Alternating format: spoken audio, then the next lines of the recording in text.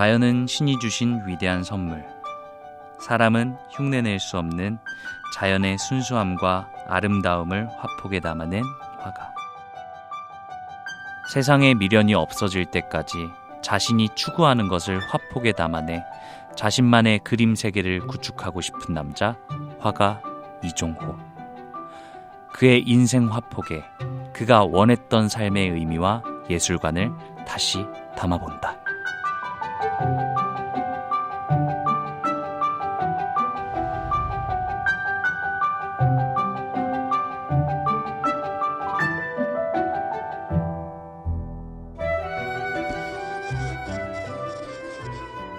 이종호는 누구인가?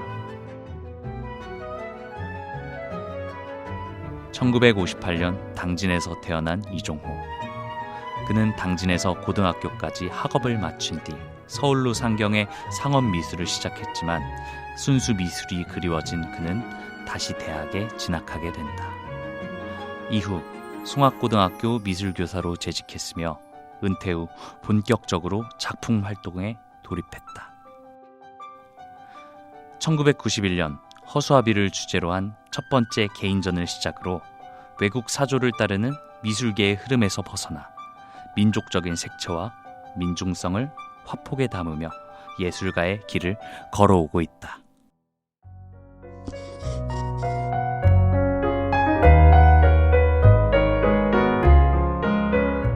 유난히 잔잔하고 조용하던 소녀는 예술적 재능을 타고난 듯 어릴 적부터 미술대회에서 수상하며 화가로서의 첩불을 지피기 시작했다. 그냥 저기 얌전한 소년이었던 것 같아요. 어렸을 때는 그 특징이 없었고 내가 볼 때는 모범생이었었지. 중학교에 들어가서 이제 그 그림을 시작하고부터 중3 때 그때부터 뭔가 좀 예능적으로 내가 재능이 있지 않나. 이제 그때 당시에 이제 반공 포스터 그리는 어떤 그런 행사가 자주 있었어요. 거기 1년에 한두 번씩 이제 그 공모전이 있었는데 그때 경찰국장 주최로 해서 반공 포스터를 이제 내가 출품을 했지. 그래가지고 거기서 국장상을 받았어요, 아마. 이 상이라는 게 보면은 어떤 계기가 되지 않나, 지금 생각해 보면은. 그래서 그때부터 관심을 가지고 이제 미술부에 들어갔죠. 마냥 그림이 좋았던 소녀는 그림을 한 장 한 장 그리며 미술에 대한 끈기와 집념을 갖게 됐고 고등학교 졸업 후 광고사에서 일을 하며 새로운 경험을 쌓게 된다. 그때 간판 글씨도 좀 배우고 특히 그때는 이제 입체적으로 아크릴로 거의 다 하는 추세였었거든요. 초가집 같은 지붕을 이제 다 걷어내고 그 당진 그 군 차원에서 그거를 이제 새로운 간판으로 그 간판을 다 교체하던 시기였었어. 그래서 일손이 많이 부족했지. 광고사에서 일한 경험을 바탕으로 서울로 상경. 4년간 상업미술가의 길을 걸으며 새로운 도전을 한다. 좀 서울로 한번 가봐야 되겠다. 그래서 을지로에 갔던 거고 그 디자인 학원, 쉽게 얘기하면 옛날에는 도안 학원이라고 했었거든요. 거기 가서 좀 배우고 실크 스크린을 하다가 1년 정도 하니까 그 다음에 그 기술을 바탕으로 해서 내가 4년 동안 대학 다니는 동안 쇼핑백에 들어가는 글씨 같은 걸 도안을 해서 생활하고 학비도 내고 이제 집에서는 처음에 학비 한번 딱 대주고 그런 기억이 나겠죠. 문득 순수 미술이 그리워진 그는 돈보다 그림이 좋다는 순수한 열망과 갈망으로 고향 당진에 돌아와 뜻맞는 사람들과 모여 입시를 준비했다. 그리고 26이라는 나이에 대학에 진학한다. 그때 당시에 이제 배우다가 보니까 내가 순수 미술을 한번 해봐야 되겠다. 그런 어떤 생각이 들더라고요. 그래서 그 종섭이 형하고 같이 의견을 모아가지고 당진 어디 개인주택에서 방을 얻어가지고 거기다 석고를 사가지고서 우리 둘이 거기서 연습을 했어요. 지금 기억도 나. 내가 한 1년 정도는 또 재수를 했을 거야 아마. 잘 안 돼가지고. 그래서 그런 다음에 최종적으로 이제 광화문 화실을 갔지. 이제 옛날에는 지금 마냥 무슨 학원 같은 데가 큰 어떤 그 규모로 하는 게 아니고 그 대부분이 작가들이 생활을 위해서 화실을 했어요. 그래서 거기서 한 1년 정도 있었나? 숙식까지 하면서 라면 아주 지겹게 먹었어요. 그림을 그리기 어려운 상황에서도 멈추지 않고 그의 꿈을 이어가게 해준 한 사람. 3년 선배이자 스승 박기호가 곁에 있었다. 좀 이끌어준 지도자지 뭐. 지도자 겸 이제 여러 가지 의미인 것 같아요. 저기 그 대학교를 강릉으로 갔는데 어느 날 기호 형이 이제 그 미술대전 대상을 받았다는 그 언론 보도가 나오더라고. 참 진짜 그때는 기쁘더라고. 지금 아미미술관 자리에서 교실 한 칸을 얻어가지고 거기에선 작업실 삼아서 한 몇 년 동안 작업도 했어요. 이게 인연이 계속 이어지지 기호 형하고. 이종호 작가는 아주 어릴 적부터 제가 같이 만나서 같이 그림을 제가 지도를 했고 지금은 현재는 가장 당진을 대표하는 수량 작가로 성장을 했습니다. 작품은 뭐 보시다시피 굉장히 한국적인 소재를 갖고 있고 재료 또한 우리가 흔히 볼 수 있는 그런 어떤 재료로서 나무 껍질이나 그 옆에 또 한지를 동원해서 우리가 흔히 볼 수 있고 흔히 접할 수 있는 재료지만 그 나름대로 굉장히 깊이 있게 해석을 작가로서 아주 당진을 대표하는 작가라고 볼 수 있습니다. 장래가 촉망되는 아주 큰 작가라고 볼 수 있죠. 대학을 졸업한 뒤 송악고등학교 미술교사로 23년간 교편을 잡으며 제자들을 양성했던 이종호. 그는 본격적으로 자신만의 세계관이 담긴 작품 활동에 돌입했고 현재까지 독보적인 감성을 뽐내며 예술가의 길을 걷고 있다.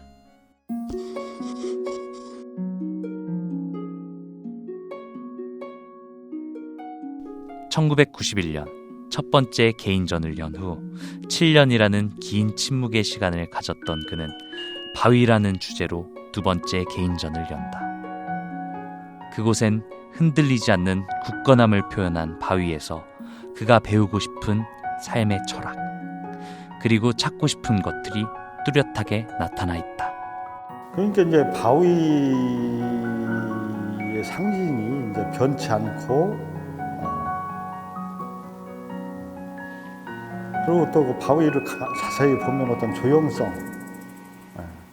그 다음에 연륜 그런 게 이제 느껴져서 했던 것 같고, 그 바위의 질감 같은 게, 바위의 질감 그런 것이 좀 마음에 끌리지 않았나 그렇게 생각합니다. 거기 내가 작업한 건 주로 어떤 바위에서 형상을 찾아가지고 사람의 이제 그 나이 든 어떤 얼굴, 그러니까 나이 들면 이제 골이 지잖아요. 주름살이 생기고 그거고 이제 풍파를 많이 겪으니까 그거 연관시키니까 그것이 어떤 그 모티브가 되더라고. 그래서 한 것 같아요.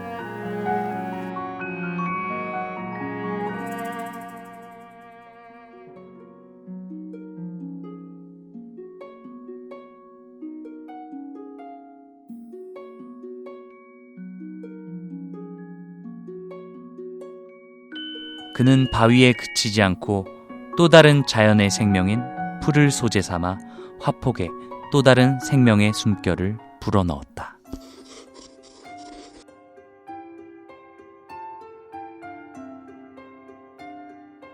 그의 마음을 평온하게 만들어준다는 넓은 들판, 초원, 평야, 풀. 그래서인지 그의 작품은 어느새 초록빛 물결로 넘실거렸다. 푸른색 계열의 색을 사용한 그는 그림이 단조롭고 지루해 보이지 않도록 색, 질감을 살려 풀을 생동감 있게 표현했다. 그 풀 계기가 된 것이 이제 지금도 이제 제일 처음에 이제 그렸는데 제일 처음에 그린 풀은 그냥 자연스러운 잔디를 그렸어요. 풀에 있는 어떤 생명, 녹색의 생명 그런 거를 이제 저기 의도해서 그린 것 같고 그러다가 어떤 스토리가 있어야 되겠다. 그림은 역시 작가의 의도가 변형시켜서 잘 나타나야 된다. 그런 생각도 가지고 그래서 그렇게 하다 보니까 이제 그 풀에다가 명암을 주어서 어떤 형상을 형상화시켜야 되겠다. 사물의 형상화. 그래서 거기에다 이제 입체감을 넣고 하다 보니까 그래도 뭔가 그림이 되더라고. 그래서 거기 그때부터 이제 어떤 사물을 표현했는데 다양하죠. 거기 나오는 거 보면은 뭐 사람도 표현하고 자연보다 더 위대한 미술품은 사실 없잖아요. 사람이 제 아무리 뛰어난 재주를 가지고 있어도 거기서 다 영상을 받고 영감을 받고 그렇기 때문에 지금도 이제 그렇게 생각하고.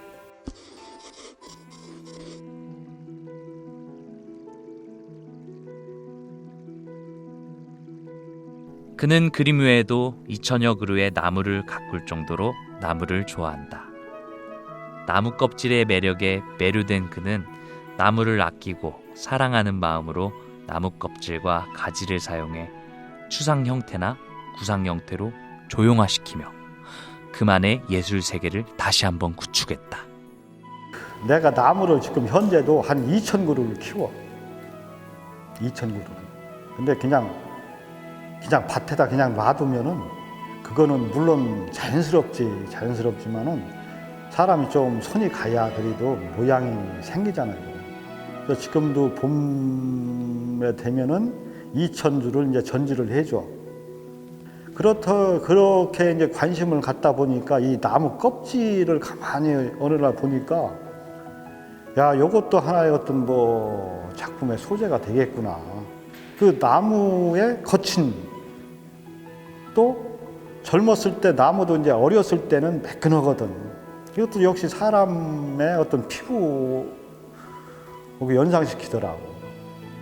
어떤 분야에서 물론 일반 사람들도 자기가 좋아하는 걸 유심히 보지만 예술가들은 더 좀 뚫어지게 관심을 가지고 보다 보면 거기에서 이제 그 대상하고 대화를 하는 거지. 그러면 그 대상의 어떤 그 성질을 알게 되고, 그럼 요거를 어떻게 변형시키면은 이제 작품이 될 수 있을까?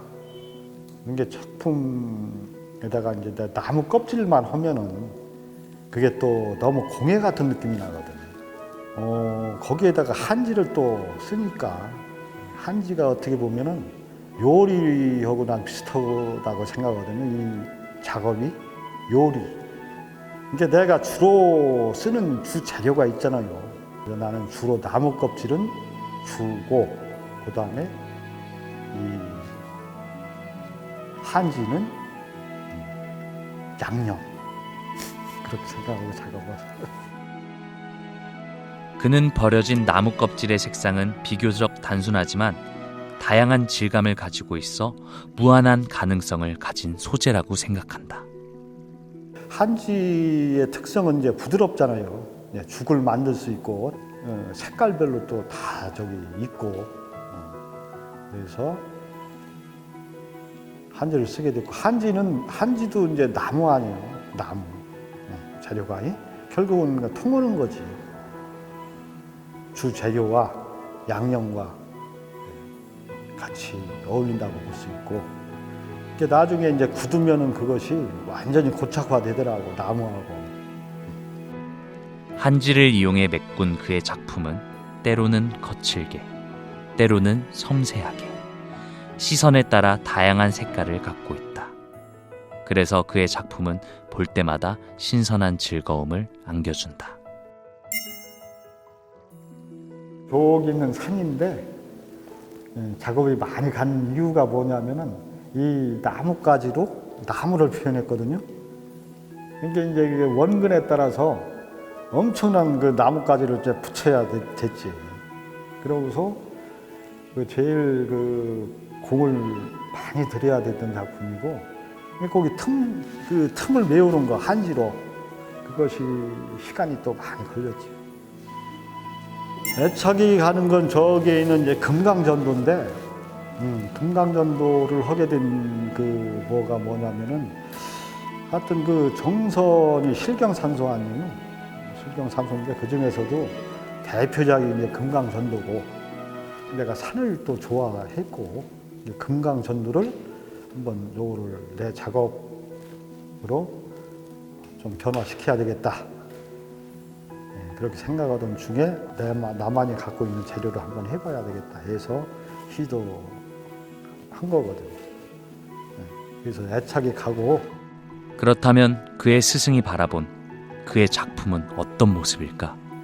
이종호 선생이 처음에 이제 산에 있는 바위를 그리고 그 다음에 잔디 시리즈를 그리고 지금은 이제 나무 껍질을 이렇게 했는데 굉장히 그 재료 자체, 소재 자체를 친구는 우리 주위에서 얻어요. 멀리서 얻지 않고. 근데 이제 요즘에는 이제 폭넓게 이제 우리 한반도라는 그런 지역을 가지고 그 소재로 삼고 이제 거기에 대해서 금강산이 가지고 있는, 지리산이 가지고 있는, 백두산이 가지고 있는 우리의 영혼을 찾아가는 것 같아요.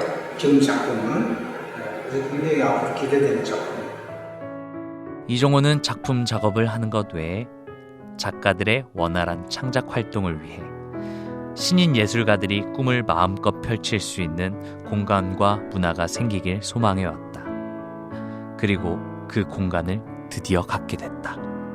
내가 전시할 수 있는 공간을 한번 만들어 봐야 되겠다 하는 생각을 오래전부터 가지고 있었고, 두 번째로는 지금 갤러리가 많아요. 많고 뭐 물론 운영은 잘 하는데 거기다가 투자를 좀 덜하는 것 같아. 나 말고 후배들, 작가들을 어떻게 좀 그런 방향으로 유도해서 그림으로 또 생활할 수 있는 그거를 계기를 한번 좀 만들어 보자. 세 번째는 이제 당진 그 대부분이 외곽에 있잖아요. 갤러리나 미술관이. 대부분이 외곽에 있는 갤러리들은 손님들이 많아. 손님들이. 관광지이기 때문에. 근데 난 그것보다는 여기 주민들이 와서 좀 쉴 수 있고 할 수 있는 그걸 한번 만들어 보자. 그렇게 해서 시작한 거예요. 그림은 파는 거다, 사는 거다 하는 그런 인식을 사람들한테 심어주고 싶어. 와서 그냥 구경만 그냥 한 바퀴 삥 돌고서 그냥 가는 게 아니고 좀 상업성을 앞으로 좀 띄려고 그러지. 그래야 갤러리가 앞으로 사람들이 더 좀 이용할 수 있는 그런 거가 되지. 대부분이 보면은 전시만 하고서 그냥 퇴장하는 거 보면 참 마음이 아프더라고. 나도 많이 해봤지만 초대전 아니래도 소품 위주로 해서 많이 팔릴 수 있는 어떤 그런 공간을 좀 만들려고 그래요. 그는 수많은 예술가를 위한 갤러리를 끊임없이 구상하고 있으며 그곳에서 예술가들과 관객들이 끊임없이 소통하길 원한다. 또한 그의 고향 당진의 지역 미술 발전에도 힘쓰고 있다. 그러니까 제일 중요한 거는 작가들이 이제 열심히 해야 한다는 거죠, 뭐 작업을. 그러면은 그 중에서 좋은 작품도 나오고 그렇게 함으로써 사람들의 시선을 끌 수 있는 작품이 나오고 그 연예인하고 비슷한 것 같아요. 그러니까 대중들이 얼마나 그 작품을 좋아하느냐 거기에 따라서 또 하지만은 물론 그것도 이제 중요하지만은 제일 중요한 거는 작가로서의 양심을 버리지 않고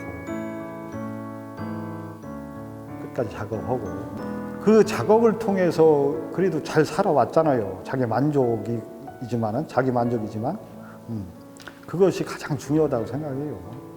서양 그 유럽이 부러운 것이 뭐냐면은 그 사람들은 그것이 이제 예술가로 인정해주면서 그 작품을 이제 이렇게 구입해줌으로써 이 사람들이 그것으로 다음 작품도 할 수 있고 하는 그런 의식이 뛰어난데 우리나라 같은 경우는 아직도 멀었다. 그렇게 생각되고 그래서 그런 면에 좀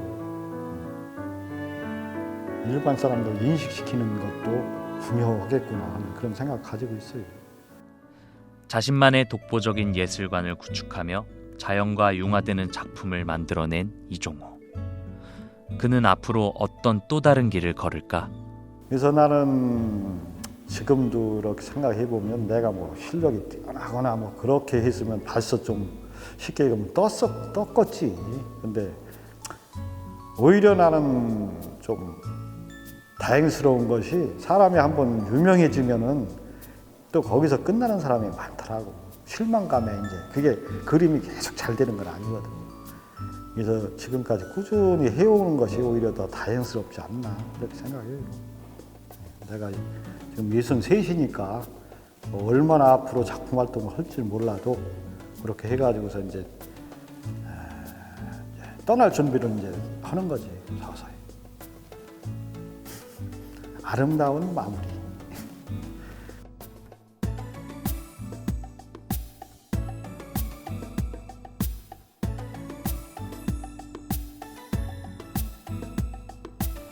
내가 볼 때는 한국화가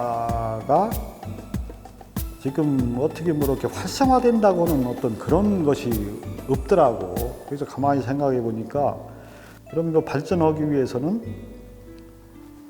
일단은 지금 재료의 한계가 다 무너졌어요.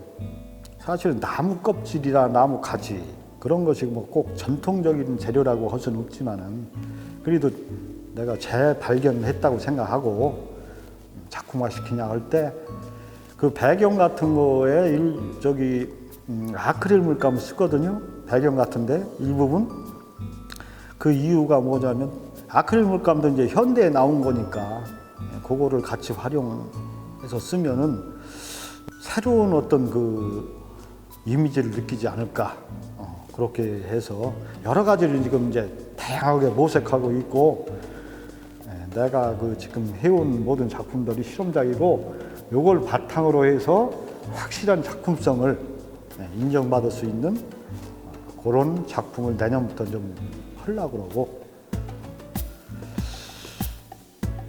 지금 계획이 이제 무궁무진해요. 늘 새로운 소재를 찾으며 도전을 게을리하지 않는 이종호. 그런 그는 어떤 화가로 길이 기억되고 싶을까? 작품이 물론 이제 또 팔고 또 그걸로 생활도 하고 해서 이제 그 작가도 이제 먹고 살아야 되지만은 그거를 그 팔기 위해서 좀 자기 양심을 속이거나 그런 거는 난 용납할 수 없을 것 같아요. 작가의 생명이라고 생각하고 양심을 팔지 않고 어떤 끝까지 붓을 놓지 않는 어떤 그런 성실한 작가 그걸로 그냥 사람들한테 기억됐으면 좋겠어요. 우리 지역에도 괜찮은 작가가 하나 있었다 그렇게 기억되면 좋죠. 끝까지 붓을 놓지 않는 성실한 작가. 실천하는 작가가 되고 싶다는 이종호. 표현 가능한 모든 것들을 화폭에 담아내고 싶다는 이종호. 예술에는 마침표가 없다. 그리고 그의 열정에는 더더욱 마침표가 없다. 그가 원하는 것을 이룰 때까지 예술 인생에 마침표를 찍지 않도록 실천하는 작가의 길이 꾸준히 이어지길 바라본다.